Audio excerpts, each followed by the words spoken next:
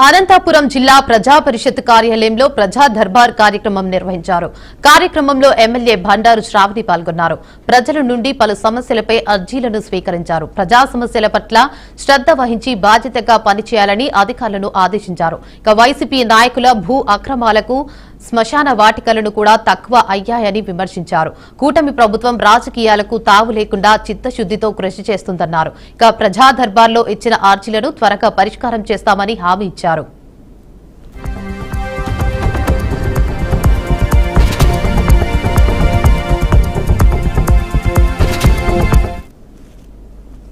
కూడా ముఖ్యమంత్రి నారా చంద్రబాబు నాయుడు గారి ఆదేశాల ప్రకారంగా ప్రతి నియోజకవర్గంలో కూడా ప్రజా దర్బార్ని ఏర్పాటు చేసి ఈరోజు ప్రజా సమస్యలను తెలుసుకొని అధికార యంత్రాంగం అంతా కూడా ఈరోజు గ్రామీణ ప్రాంతాల్లో ఉన్నటువంటి సమస్యలన్నింటినీ కూడా మండల హెడ్ క్వార్టర్ లో ఈరోజు నార్పల్ల మండలంలో ఈ ప్రజా దర్బార్ని నిర్వహించడం జరుగుతూ ఉంది.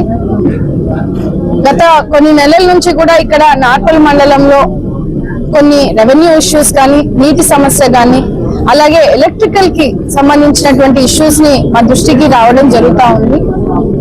అది బేస్ చేసుకొని కూడా ఈ రోజు ఆర్డీఓ గారి ప్రెసెన్స్ లో కూడా ఈ రోజు మనము ఈ ప్రజా దర్బార్ని నిర్మించడం జరుగుతూ ఉంది. ప్రజలు కూడా స్థానికంగా ఉన్నటువంటి నార్పల్ల మండలం సమస్యలు కూడా తీసుకురావడము, పెద్ద ఎత్తున కూడా ఇక్కడ శానిటేషన్ ఇబ్బంది గురించి చెప్పడం జరిగింది. అలాగే ఎలక్ట్రికల్ సంబంధించినటువంటి ఇబ్బందులు తెలియజేయడం జరిగింది.